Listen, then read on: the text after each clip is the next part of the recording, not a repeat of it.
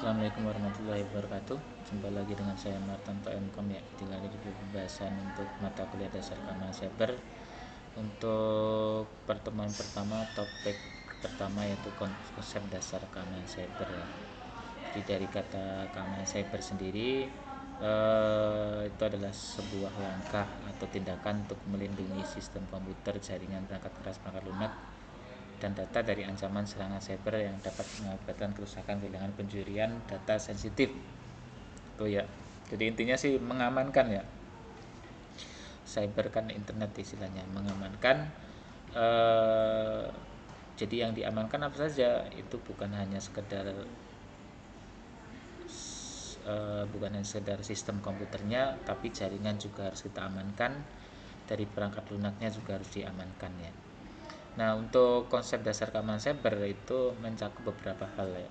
Yang pertama itu ada identifikasi dan perlindungan. Jadi untuk melakukan identifikasi dan perlindungan di sini biasanya kita menggunakan pencegahan ya, aplikasi pencegahan, contoh kayak firewall, kemudian antivirus dan sebagainya. Itu untuk melakukan identifikasi dan perlindungan ya.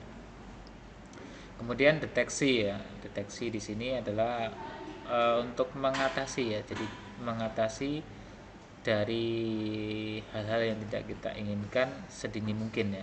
Jadi kita tidak perlu melakukan istilahnya penanganan ya terjadi serangan, tapi kita cegah dulu.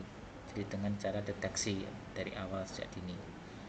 Kemudian yang selanjutnya ada respon ya. Jadi respon itu apa tindakan yang kita lakukan jika terjadi serangan cyber. Nah, itu harus kita lakukan seperti apa. Kemudian pemulihan. Nah, jika terjadi serangan itu biasanya kita harus memulihkan kembali data-data yang sudah terkena serangan biasanya. Karena dia akan rusak biasanya. Selanjutnya ada pelatihan dan kesadaran ya. Nah, itu banyak masyarakat ya, kan ada banyak istilahnya bahwa orang itu masih kurang sadar ya, kurang sadar atau care peduli dengan keamanan cyber itu sendiri. Nah, makanya perlu adanya pelatihan untuk menyadarkan mereka ya, seperti itu. Kemudian ada pengujian dan evaluasi. Nah, di sini kita melakukan pengujian dan evaluasi ini biasanya kayak contoh misalnya setahun sekali atau 6 bulan sekali atau tiap bulan sekali gitu.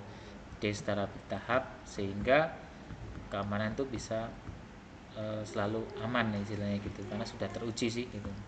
Semakin sering kita uji maka semakin ya, tapi dilandasi dengan setelah kita uji kemudian kita perbaiki ya yang kelemahannya ada di sistem ya. Tapi kalau cuma diuji saja tanpa diperbaiki kelemahannya sama aja bohong.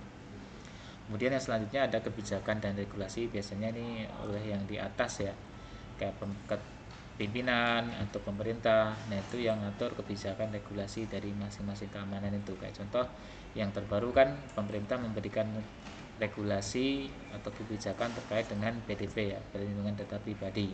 Nah, silakan cari di internet, di situ ada perlindungan data pribadi itu mencakup apa saja sih gitu. Itu ada sudah diatur di undang-undang. Kemudian yang selanjutnya ada manajemen identitas dan akses ya. Di sini jadi segala sesuatu sistem keamanan itu biasanya salah satunya mengatur adalah dari sistem akses ini. Jadi kita identitasnya seperti apa. Jadi masing-masing sudah dikasih akun sehingga kalau nggak ada punya akun nggak bisa masuk ke dalam sistem. Yang lainnya ada enkripsi. Nah, enkripsi ini bisa kita untuk mengamankan data sensitif ya. Jadi tidak sembarangan orang bisa mengakses data tersebut. Oke, selanjutnya ada pengawasan ya. Pengawasan di sini terkait dengan pemantauan jaringan sehingga